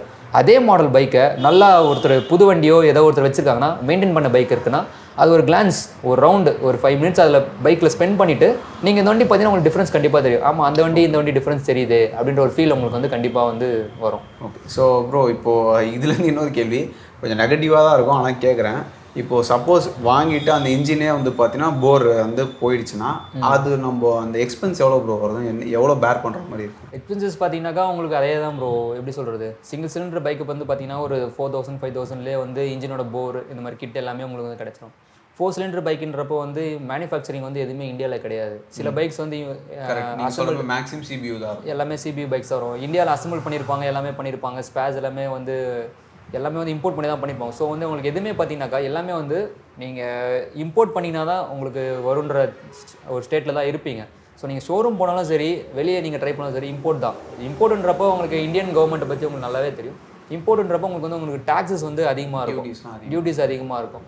இதே நீங்கள் ஒரு இன்லைன் 4 பைக்குக்கு ஒரு போர் கிட் வாங்குறீங்கனாக்கா மினிமம் ஒரு 40,000 to 80,000 வரையும் வரும் ஒரு போர் கிட் மட்டும். இல்லை இன்னொரு மேட்டர் என்னன்னாக்கா நார்மல் பைக்ஸ்லாம் பார்த்தீங்கன்னா போர் பிஸ்டன் ரிங்ஸு அதுக்கு வர பின் எல்லாமே வந்து ஒரு கிட்டாக கொடுத்துருவாங்க. ஒரு போர் சிங்கிள் சிலிண்டர் போர். இதில் அப்படி வராது. ஒரு போர்னால் 4 சிலிண்டர் வச்சு ஒரு போர் மட்டும் தனியாக வரும். பிஸ்டன்ஸ் தனியாக வரும், பிஸ்டன் ரிங்ஸ் தனியாக வரும், ஆயில் ரிங்ஸ் தனியாக வரும், அடுத்து அந்த பிஸ்டனுக்கு போகிற பின் தனியாக வரும், அதுக்கு வர லாக் தனியாக வரும். எல்லாமே வந்து செப்பரேட்டாக வரும். ஸோ நீங்கள் வெறும் ஸ்பேர் வரைக்கும் ஒரு இன்ஜின் உங்களுக்கு சீஸ் ஆகிடுச்சு வெறும் ஸ்பேர் வரையும் மாற்றினாலே ஒரு 1 lakh மினிமம் வந்துடும். 4 சிலிண்டர் பைக்கு கம்ப்ளீட்டாக ஒரு நியூ இன்டர்னல் ஃபுல்லாக நியூனா மினிமம் சார்ஜஸ் சொல்கிறேன் நான். ஒரு போர் பிஸ்டன் கிட் மட்டும் உங்களுக்கு ஒரு 1 lakh அந்த ரேஞ்ச் கண்டிப்பாக வந்து எக்ஸ்பென்சஸ் கண்டிப்பாக வரும் உங்களுக்கு. ப்ரோ இப்போது ஃபார் எக்ஸாம்பிள் இப்போ இந்த வண்டி ஒரு எக்ஸாம்பிள் வச்சுக்கோம். இதுக்கு வந்து பார்த்தீங்கன்னா இப்போ மாத்திரம்னா என்ன ப்ரைஸ் வரும் உங்களுக்கு? இந்த பைக்ஸை பொறுத்தவரையும் பார்த்தீங்கன்னா கவாசாக்கியை பொறுத்தவரையும் வந்து நார்மலாக வந்து ஸ்பேஸ் வந்து கொஞ்சம் டீசெண்டாக தான் ப்ரோ இருக்கும். ஸோ இந்த பைக்ஸ் குறிப்பாக ஏன் இன்னொரு இந்த வண்டி கேட்குறேன்னு சொன்னால் இது வந்து 2014. ஆமாம். ஸோ வந்து பார்த்தீங்கன்னா இயர் வந்து நிறையவே போயிடுச்சு. ஸோ அந்த அவைலபிலிட்டி நம்ம இன்னும் அந்த வெயிட்டிங் ஃபுல்லாக ஜாஸ்தியாக இருக்குமா? அண்ட் அதேமாதிரி வெயிட்டிங் பீரியட்னா எவ்வளோ நாள் ப்ரோ? சொல்லணும் என்னென்னா நீங்கள் கேட்குற இந்த பைக்குன்றனா நான் சொல்கிறேன். இந்த பைக்கு பொறுத்தவரையும் பார்த்தீங்கன்னா நிஞ்சா 650 வந்து இப்போ கரண்ட் ஜென்ரேஷன் வர வண்டியிலேருந்து 2014-13 வரைக்கும் எல்லாமே வந்து ஒரே இன்ஜின் தான் உங்களுக்கு. ஆல்மோஸ்ட் எல்லாமே வந்து ஒரே ஸ்பேஸ் ஒரே காம்பவுண்ட். நீங்கள் லுக் வைஸ் பார்த்தாலும் ஒரே மாதிரி தான் இருக்கும், பெருசாக எதுவும் டிஃப்ரென்ஸ் இருக்காது. ஸோ வந்து இதோட ஸ்பேர் வந்து பார்த்தீங்கன்னா தான் நார்மலாக ஒரு போர் கிட் வாங்கினா ஒரு இதுக்கு எனக்கு தெரிஞ்சு ஒரு 45,000 to 50,000 அப்ராக்ஸாக வரும்னு நினைக்கிறேன். அந்த ரேஞ்சில் தான் வரும். அப்ராக்ஸ் ப்ரைஸ் தெரியல, நான் உங்களுக்கு நான் ரெஃபர் பண்ணிவிட்டு கூட உங்களுக்கு அனுப்பி விடுறேன். அதே மாதிரி தான் இந்த பைக்ஸை பொறுத்தவரையும் அந்த ரேஞ்ச். ஸோ இது வந்து ஒரு 1 lakh செலவு பண்ணாக்கா எல்லாமே நியூவாக போட்டுடலாம். கிளச் பிளேட்ஸ் வந்து எல்லாமே நம்ம நியூவாக போட்டு. பட் அவைலபிலிட்டி இருக்குமா? அவைலபிலிட்டி வந்து கண்டிப்பாக இருக்குது ப்ரோ. நம்ம ஷோரூமில் போய் ரீச் பண்ணாலும் சரி, வெளியே நம்ம ஆன்லைனில் நம்ம எடுக்கனாலும் சரி, ஈஸியாக எடுத்துக்கலாம். அதே மாதிரி வந்து ஜென்யூன் பார்ட்ஸே கிடைக்குமா இல்லை நம்ம வந்து செகண்டரி? இந்த பைக்ஸை பொறுத்த வரையும் ஜென்யூன் பார்ட்ஸ் தான் ப்ரோ கிடைக்கும். சூப்பர் பைக்ஸ் கண்டிப்பாக ஜென்யூன் மட்டும்தான் நம்மளால் போடவே முடியும். ஒன்று யூஸ் ஸ்பேர் போடலாம், இல்லை ஜென்யூன் ஸ்பேர் போடலாம். சூப்பர் பைக்ஸ் எல்லாமே இதே, சூப்பர் பைக்ஸ் எல்லாத்துக்குமே இதே கான்செப்ட் தான். நார்மல் பைக்ஸ்லேயே பார்த்தீங்கன்னா கேடிஎம்ஸ்லாம் கூட உங்களுக்கு வந்து ஜென்யூன் ஸ்பேர் மட்டும் தான் வெளியே அவைலபிள் இருக்குது. மற்ற ஸ்பேர்ஸ் எதுவுமே அவைலபிள் கிடையாது, லோக்கல் ஸ்பேர்ஸ் எதுவுமே கிடையாது. இன்னொன்று என்னென்னாக்கா, அப்படி நீங்கள் ஆஃப்டர் மார்க்கெட் போடுறீங்கனாக்கா இருக்கிற போரே வந்து பிக் போர் பண்ணுவாங்க. போர் சைஸை வந்து பெருசு பண்ணிவிட்டு பிஸ்டன்ஸ் வந்து ஆஃப்டர் மார்க்கெட் ரேசிங் பிஸ்டன்ஸ் போடுவாங்க. ஸ்டோன் பிஸ்டன் போடுறது, பிஸ்டனோட ஹைட் கம்மி பண்ணி போடுறது, கனெக்டிங் ராடோட லென்த்து இது பண்ணுறது. ஸோ அந்த மாதிரி பெர்ஃபார்மன்ஸ் ஓரியன்டாக நம்ம வந்து ஒர்க் பண்ணலாமே தவிர்த்து அதுக்கு வந்து ஆஃப்டர் மார்க்கெட் போர் போடலாம் அப்படின்னாக்கா அது வந்து அந்தளவுக்கு பாசிபிள் கிடையாது. ரொம்ப ரேர் அக்விஷன் தான் இருக்குது. அந்த மாதிரி வேணாலும் ரேசிங் பர்பஸ்க்காண்டி நம்ம இம்போர்ட் பண்ணி கூட நம்ம ட்ரை பண்ணலாம். அதாவது விஷயம் தெரிஞ்சு பண்ணுறது தான் பண்ணலாம், இல்லைன்னா அந்த ரிஸ்க் எடுக்கிறது ரொம்ப ஓகே. ஸோ இப்போ இதுக்கப்புறம் அடுத்த கேள்வி ப்ரோ, இந்த வெயிட்டிங் பீரியட்லாம் எப்படி bro? Waiting since it is சிபியூனால வெயிட்டிங்னா எவ்வளோ ப்ரோ? வெயிட்டிங் கண்டிப்பாக வந்து உங்களுக்கு ஒரு ஆர்டர் பண்ணி ஷிப் ஆகிடுச்சுனாலே ஒரு 20-25 டேஸ் ஆகும் ப்ரோ ரீச் ஆகிறதுக்கு. ஆல்மோஸ்ட் 1 மந்த் அப்படியே தான். ஆமாம். இன்னொன்று எதனா அது பேக் ஆர்டரில் போயிடுச்சுன்னா முடிஞ்சு போச்சு. ஒரு 2 months அந்த மாதிரி வெயிட் பண்ணுற மாதிரி இருக்கும். நார்மலாக கண்டிப்பாக எல்லா பைக்ஸுமே அதான் பண்ணுவோம். ஒரு நிஞ்சா 300லேருந்து 1000cc எதை எடுத்தாலும் உங்களுக்கு வந்து வெயிட்டிங் பீரியட் வந்து அந்த மாதிரி தான் இருக்கும். உங்களுக்கு நார்மலாகவே அந்த பைக்ஸ்க்கு அவ்வளோ தான் வெயிட்டிங் பீரியட் வரும் உங்களுக்கு. ஸோ ப்ரோ அடுத்து இன்னொரு சிச்சுவேஷன் உங்களுக்கு போகிறேன், அது சொல்லுங்கள். ஃபார் எக்ஸாம்பிள் வந்து ஒரு 2 பேர் ப்ரோ, நான் வந்து ஒரு பைக்கு வாங்குறேன், சூப்பர் பைக் ஒன்று வாங்குகிறோம். நான் வந்து டூரிங் தான் மேக்ஸிமம் பண்ணுறேன். வீக் டேஸில் வந்து டூரிங்கு, பாக்கி டைமில் வந்து வீட்டில் தான் இருக்கும். ஸோ இப்படி யூஸ் பண்ணுறேன். அண்டு இப்போ டேனி வந்து இன்னொரு பைக் வாங்குறான். அவன் வந்து பைக் வாங்குறான், ட்ராக் பர்பஸ் மட்டும் யூஸ் பண்ணுறான், மறுபடியும் வீட்டில் வைக்கிறான்னு வச்சுக்கோங்க. ஸோ இப்போ எங்களுக்குள்ள இப்போ சர்வீஸ்லாம் எப்படி ப்ரோ? இந்த சர்வீஸ் ஆஸ்பெக்டில் தெரிஞ்சுக்க வேண்டிய விஷயம் என்னது? இப்போ இந்த டிஃப்ரெண்ட் டைப்ஸில் யூஸ் பண்ணுறாங்க. ஸோ நாங்கள் தெரிஞ்சுக்க வேண்டிய விஷயம் என்னது? எப்படி எங்கள் பைக்கை நாங்களே கேஜ் பண்ணுறது? ஸோ கண்டிஷன்ஸ் நீங்கள் சொல்கிற வாட்டி பார்த்தீங்கன்னாக்கா ஒருத்தர் ரஃபாக ஹேண்டில் பண்ணுறாரு, ஒருத்தர் சாஃப்டாக ஹேண்டில் பண்ணுறாரு அப்படின்ற கான்செப்டில் சொல்கிறீங்க. ஸோ ரஃபாக ஹேண்டில் பண்ணுறவர் வந்து அவரோட பர்பஸே வந்து பார்த்தீங்கன்னாக்கா பெர்ஃபார்மன்ஸ் ஓரியன்டாக தான் இருக்கும். ஸோ அவர் பெர்ஃபார்மன்ஸுக்கு என்னென்ன வேணுமோ அதை வந்து அவர் வந்து மேண்டேட்டரியாக கண்டிப்பாக பார்த்துட்டே தான் இருக்கணும். Tyres, chains, clutch plates, clutch play, brakes, இதெல்லாம் தான் அவருக்கு வந்து ரொம்ப மேண்டேட்டரியாக இருக்கும் வண்டியில். ஸோ அதெல்லாம் வந்து அவர் ரெகுலராக ஒரு ட்ராக் போகும்போதும் ட்ராக் போகிறதுக்கு முன்னாடியே வந்து இதெல்லாம் வந்து செக் பண்ணிக்கிறது ரொம்ப நல்லது. ஏன்னா ஒரு பெர்ஃபார்மன்ஸ் ரிலேட்டட்ன்றப்போ கண்டிப்பாக அவர் பெர்ஃபார்மன்ஸை காம்ப்ரமைஸ் பண்ண முடியாது. ஸோ பெர்ஃபார்மன்ஸ் காம்ப்ரமைஸ் பண்ண முடியாதுன்றப்போ இதெல்லாம் வந்து கண்டிப்பாக வந்து அவர் பார்த்தே ஆகணும். ஈச் சர்வீஸ்ன்றதை விட்டுட்டு ஈச் ரைடுக்கு ஒரு ரைடு இப்போ ஒரு ட்ராக் எடுத்துகிட்டு போகிறாருன்னா இதெல்லாமே கண்டிப்பாக செக் பண்ண வேண்டிய விஷயம் மெயின் என்னென்னா செயின் ஸ்லாக்ஸ், கிளச் பிளே, அப்புறம் இந்த பிரேக் ஆயில்ஸு, அதுக்கேற்ற மாதிரி டயரில் இருக்க ஏர் ப்ரெஷர்ஸு, டயரோட த்ரெட்டோட டெப்த் எவ்வளோ இருக்குது, அது ட்ராக்ஷன் பர்பஸ்க்காண்டி. ஸோ இதெல்லாம் வந்து அவர் மேண்டேட்டரியாக செக் பண்ணிட்டாருன்னா அவருக்கு வந்து ரைடு வந்து ஸ்மூத்தாக இருக்கும், கம்ஃபர்டபுளாக இருக்கும். இதே ஒருத்தர் லாங்காக ஓட்டுறீங்க, லாங் பர்பஸ்க்கு, லாங் ட்ராவலிங்காண்டி யூஸ் பண்ணி டூரிங் யூஸ் பண்ணிங்கன்னா மேஜராக பார்க்கறது தான் அதே மாதிரி தான் அவர் வந்து ரெகுலராக பண்ண போகிறாரு. நீங்கள் வந்து ஒரு 500 கிலோமீட்டர் இல்லை அந்த மாதிரி பண்ண போகிறீங்க. 500 கிலோமீட்டர்ன்றது வந்து நீங்கள் கண்டிப்பாக செக் பண்ண வேண்டியது. ஈச் சர்வீஸ் கொஞ்சம் வந்து கண்டிப்பாக சில விஷயங்களும் செக் பண்ணணும். 500 கிலோமீட்டர்ஸ் கொஞ்சம் செக் பண்ண விஷயம் என்னென்னு பார்த்தீங்கன்னாக்கா கிளச் ப்ளே பார்த்துக்கோங்க. கிளச் ப்ளே எப்படி இருக்குது, கிளச் கேபிள்ஸ் எப்படி இருக்குது. கிளச் ரொம்ப ப்ளே அதிகமாக இருக்குனாக்கா உங்களுக்கு வந்து கியர் ஷிஃப்டிங் ரொம்ப ஹார்டாக இருக்கும். ஸோ நீங்கள் லாங் ரைட்ஸ் பண்ணுறீங்கன்றப்போ கியர் ஷிஃப்டிங்கும் ஹார்டாக இருக்குது, இந்த மாதிரி பிரச்சனைலாம் இருக்குனாக்கா உங்களுக்கு அதுவே வந்து ஒரு மாதிரி இரிட்டேட்டிங்காக இருக்கும் டிரைவிங்கில். ஸோ ஏர் ப்ரெஷர் உங்களுக்கு கரெக்டான பில்லியனுக்கும் ரைடருக்கும் சேர்த்து ஒரு ஏர் ப்ரெஷர் கொடுத்துருப்பாங்க. நார்மல் ஆமாம் சிங்கிளாக போகும்போது ஒரு ஏர் ப்ரெஷர் கொடுத்துருப்பாங்க. நீங்கள் அதுக்கேற்ற மாதிரி ஏர் ப்ரெஷர் வச்சு ஓட்டினீங்கனாக்கா உங்களோட ரைடு வந்து அதுக்கேற்ற மாதிரி ஸ்மூத்தாக இருக்கும். அதுமாதிரி ஃபோக்ஸில் ஷாக்கு செட்டிங்ஸ் இருக்கும். ஷாக்ஸோட செட்டிங்ஸ் ஆல்ரெடி நம்ம டேனி ப்ரோ நீங்கள் 2% ஒரு வீடியோஸ் நிறையா பண்ணியிருப்பீங்க. ஷாக்ஸ் என்ன செட் பண்ணணும், என்ன ப்ரீலோடு, என்ன டேம்பிங் வைக்கணும் அப்படின்றது வந்து செட் பண்ணியிருக்கீங்க. அந்த மாதிரி அதை செக் பண்ணணும். அடுத்து இந்த பிரேக் பேட்ஸ் வந்து நார்மலாகவே செக் பண்ணணும். ஏன்னா பிரேக் பேட்ஸ்ன்றது நீங்கள் லாங் ஓட்ட போகிறீங்க. ஸோ நீங்கள் ஒரு ரைடு எடுக்கிறீங்கன்னா மினிமம் ஒரு 1000 இல்லை 2000 கிலோமீட்டர் ஓட்டுறீங்கன்னா பிரேக் பேட்ஸ் வந்து கண்டிப்பாக வந்து நீங்கள் செக் பண்ணி தான் எடுக்கணும். ஏன்னா ஒரு 1000 கிலோமீட்டர் போனதுக்கப்புறம் பிரேக்கில் இந்த நாய்ஸ் வருது, நான் திரும்ப 1000 கிலோமீட்டர் ரிட்டர்ன் வரணும்னாக்கா உங்களால் வந்து அது முடியாது. ஸோ அதுக்கு முன்னாடியே வந்து ப்ரிகாஷனாக இதை செக் பண்ணிட்டு போயிடணும். இதெல்லாம் வந்து ஒரு ரைடு ஒரு 500 கிலோமீட்டர் ஒன்ஸ் கண்டிப்பாக வந்து செக் பண்ண வேண்டிய ஒரு விஷயம். 500 கிலோமீட்டர் ஒன்ஸ் வந்து இதை வந்து செக் பண்ணிட்டா வண்டி லைஃப் வந்து நல்லாயிருக்கும். இதே ஈச் சர்வீஸ் டேர்ம்ஸ் பார்த்தீங்கன்னாக்கா உங்களுக்கு வந்து ஒரு 5000 கிலோமீட்டரில் சர்வீஸ் பண்ணுறீங்கனாக்கா இப்போ நீங்கள் ஒரு 15,000 கிலோமீட்டர் ஓட்டிட்டீங்க. ஸோ இப்போ 15,000 கிலோமீட்டர் சர்வீஸ் பண்ண போகிறீங்கனாக்கா ஏர் ஃபில்டர் செக் பண்ணிக்கலாம். ஏன்னா ஒரு 10 to 12,000 ஏர் ஃபில்டர் கண்டிப்பாக மாற்றணும். அப்படி நீங்கள் மிஸ் பண்ணிட்டீங்க, ஸ்கிப் ஆகிடுச்சு அப்படின்னா 15,000 கண்டிப்பாக வந்து மாற்றியே ஆகணும். ஸோ அதை மாற்றிட்டீங்கன்னா வண்டியோட பெர்ஃபார்மன்ஸ் மைலேஜ் நல்லாயிருக்கும். அடுத்து இந்த கிளச் கேபிள் ப்ளே இதெல்லாம் வந்து செக் பண்ணிக்கலாம். டயர்ஸ் செக் பண்ணிக்கலாம். டயர்ஸ் வந்து ஏன்னா 15,000 to 18,000 தான் ஓடும் மேக்ஸிமமே. ஸோ அதை செக் பண்ணிக்கலாம். இன்ஜின் ஆயில் மேண்டேட்டரியாக மாற்ற போகிறோம். இந்தியன் இன்ஜின் ஆயில் கண்டிப்பாக வந்து ட்ரெயின் பண்ணி மாற்றிடணும். ஸோ அடுத்து சின்ன சின்ன விஷயத்தை இந்த மாதிரி சர்வீஸ் ரிலேட்டடாக இந்த மாதிரி பண்ணணும். ஸோ அடுத்து நீங்கள் ஒரு 20,000 கிலோமீட்டர் போயிட்டீங்க அப்படின்றப்ப என்ன பண்ணணும்னா, இந்த த்ராட்டில் பாடி க்ளீன் பண்ணுறது, அந்த ஸ்பார்க் ப்ளக்ஸ் இது பண்ணுறது, ஷிம் கால்குலேட் பண்ணுறது, இந்த வால்வ் நாய்ஸ் அட்ஜஸ்ட் பண்ணுறது, ராக் ரேம் அட்ஜஸ்ட் பண்ணுறது, இந்த மாதிரியான விஷயத்தை வந்து பண்ணிட்டீங்கன்னாக்கா வண்டியோட வந்து வண்டியோட லைஃப்பும் அதிகமாக இருக்கும், அந்த ரைடிங்கும் ஸ்மூத்தாக இருக்கும். உங்களுக்கு வண்டியில் ஏறி அந்த ட்ராவலிங் மட்டும்தான் ஒரு ஸ்ட்ரெஸ்ஸாக இருக்குமே தவிர்த்து வண்டி என்னடா இப்படி இருக்குன்ற ஒரு ஸ்ட்ரெஸ்ஸே இருக்காது. போகிறோம், ஓகே, போயிட்டு வரோம், அந்த ஒரு ஃபீல் மட்டும் தான் இருக்குமே தவிர்த்து ஓகே என்ன பிரேக் அடிக்குமோ இப்படி இருக்குது அப்படி இருக்குன்ற ஒரு டென்ஷன் இல்லாமல் நம்ம ரிலாக்ஸாக ஃப்ரீயாக போயிட்டு வரலாம். அதுதான் ஒரு பெரிய ரெகுலர் சர்வீஸ் பண்ணுறதுக்கும் இதுக்கும் ஒரு பெரிய ப்ளஸ்ஸே அதுதான். ஸோ ப்ரோ, நம்ம அதே மாதிரி இப்போ இவ்வளோ ஸ்பெண்ட் பண்ணும்போது வந்து பார்த்தீங்கன்னா இப்போது எலக்ட்ரானிக்ஸும் வந்து பார்த்தீங்கன்னா அந்த இன்வால்மெண்ட்டு ஜாஸ்தி ஆகிட்டே வருது. இப்போ நம்மளது ஃபஸ்ட்லாம் வந்து பார்த்தீங்கன்னா ஆன் பண்ணினா ஜஸ்ட்டு அனலாக் தான் இருக்கும். இப்போ வந்து பார்த்தீங்கன்னா கம்ப்ளீட்லி டிஜிட்டலு சுற்றி லைட்டாக இருக்குது. ஸோ இப்போ ஒரு சூப்பர் பைக்ஸில் வந்து இப்போது சம்டைம்ஸ் வந்து பார்த்தீங்கன்னா அந்த வாட்டர் வாஷ் பண்ண அப்புறம் எல்லாம் வந்து பார்த்தீங்கன்னா அன்ஃபார்ச்சுனேட்லி லைட் எரிஞ்சிகிட்டே இருக்கும், இல்லை ரன்னிங்கில் வந்து ஒரு லைட் வந்து பிளிங்க் ஆகும். ஸோ அது எப்படி ப்ரோ அட்ரஸ் பண்ணலாம்? ஸோ அது எந்த அளவுக்கு ஒரு இம்பார்ட்டன்ஸ் கொடுக்கணும் அதுக்கு? கண்டிப்பாக ப்ரோ, சில அந்த செக் இன்ஜின் லைட் வந்து சில இதில் வந்து சும்மா ஏதோ மேஜர் லைட்டாக இருக்கலாம், ஏதாவது லூஸ் கான்டாக்ட்னால அந்த மாதிரி ஏதாவது சென்சார் இஷ்யூஸ்னால வரலாம், இல்லை வாட்டர் வாஷ் பண்ணிங்கன்னா சாக்கெட் அந்த ஓட்டு சென்சார் இருக்கிற சாக்கெட்டில் தண்ணி போயிருக்கலாம், இல்லை வேறு எதுலையா தண்ணி போயிருந்தாக்கா உங்களுக்கு அந்த இஷ்யூஸ் வரும். ஆனால் சில லைட்ஸ் வந்து பார்த்தீங்கன்னா லைஃப் அது பிளிங்க் ஆகிட்டே இருக்கும், உங்களுக்கு அது எரிஞ்சிக்கிட்டே இருக்கும். அந்த மாதிரி எரிஞ்சிட்டே இருக்குன்னா நீங்கள் கண்டிப்பாக செக் பண்ணணும். அந்த லைட் எரிய ஆரம்பித்த உடனே வந்து நீங்கள் போயிட்டு ப்ராப்பராக வந்து இன்ஸ்பெக்ட் பண்ணிக்கிட்டீங்கன்னாக்கா சேஃபு. சில மீட்டர்ஸ்லாம் பார்த்தீங்கன்னா அதுவே வந்து உங்களுக்கு கோடை வந்து சொல்லும். யமகா கேடிஎம்லாம் பார்த்தீங்கன்னா லைட் வந்து பிளிங்க் ஆகும், இந்த 121 122 அந்த மாதிரி அந்த பல்ஸ் லைட் பிளிங்க் ஆகிறத வச்சு நம்ம வந்து அதில் எரர் கோடை ரீட் பண்ணிடலாம். எரர் கோடை எடுத்து நம்ம சர்வீஸ் மேனுவல்லையோ இல்லை ஆன்லைனில் செக் பண்ணி பார்த்தீங்கன்னா உங்களுக்கு வந்து அது என்ன எரர்னு தெரியும். ஸோ எரர்லேயே பார்த்தீங்கன்னா சர்வீஸ் மேனுவல் எடுத்து பார்த்தீங்கன்னா இந்த எரருக்கு இந்த ப்ராப்ளம் இருக்குது, நீங்கள் இதை ரன் பண்ணலாம் இல்லைனா ரன் பண்ணக்கூடாது அப்படின்னு எஸ்ஆர் நோவும் அதிலே கொடுத்துருவாங்க. ஸோ அந்த மாதிரி விஷயத்த வந்து நீங்கள் கண்டிப்பாக வந்து தெரிஞ்சுக்கணும். ஒரு ஆஸ் ஏ ஓனராக வந்து அதை எப்படி ரீட் பண்ணுன்றது வந்து தெரிஞ்சுக்கணும், இல்லை எதாவது பார்த்தாது தெரிஞ்சுக்கணும், இல்லை லைட் எரியும் போதாவது நம்ம வந்து அதை யூட்டிலைஸ் பண்ணி அதை கண்டிப்பாக அதை பார்த்தாது கண்டிப்பாக வந்து அதை நம்ம ரியலைஸ் பண்ணிட்டு பண்ணணும். அப்படி பண்ணலன்னா கண்டிப்பாக ஏதாவது ஒரு ப்ராப்ளம். பட் இது வர்றதே வந்து நார்மல் தானே ப்ரோ? இப்போ நான் அக்ராஸ் நம்ம எவ்வளோ பிராண்ட் நீங்கள் லிஸ்ட் பண்ணிக்கல, இது எல்லாத்தையுமே வர ஒரு காமன் எல்லா பைக்ஸுமே இது வந்து காமனாக இருக்கிறதா ப்ரோ. ஏன்னா இது ஒரு சேஃப்டி மெஷர் தான். வண்டி வந்து நம்மக்கிட்ட பேச முடியாது. ஸோ மீட்ரு அதை லைட்ஸ் மூலயமா சொன்ன மாதிரி இதெல்லாம் தான் ஒரு வழி, ஒரு இன்டிமேட் கொடுக்கும். இந்த ப்ராப்ளம் இருக்குது, இப்பயே பார்த்துட்டிங்கன்னா ஓகே. இதே அப்படியே விட்டுட்டீங்க, நீங்கள் ஒரு 1000 கிலோமீட்டர் நான் ஓட்டிட்டு தான் நான் வந்து லைட் எரிஞ்சிட்டே இருக்குது, 1000 கிலோமீட்டர் ஓடிடுச்சு அப்படின்னா வேஸ்ட். அது நம்ம அதுக்கப்புறம் அதை கிளியர் பண்ணுறதுக்கு அதை நம்ம கிளியர் பண்ணாலும் அந்த ப்ராப்ளம் அரெஸ்ட் ஆக போகுது. ஏன்னா அந்த சென்சார் டேமேஜ் ஆகிருக்கலாம், இல்லை வேறு ஏதாவது பார்ட்ஸ் வந்து இன்ஜினில் டேமேஜ் ஆகிருக்கலாம்.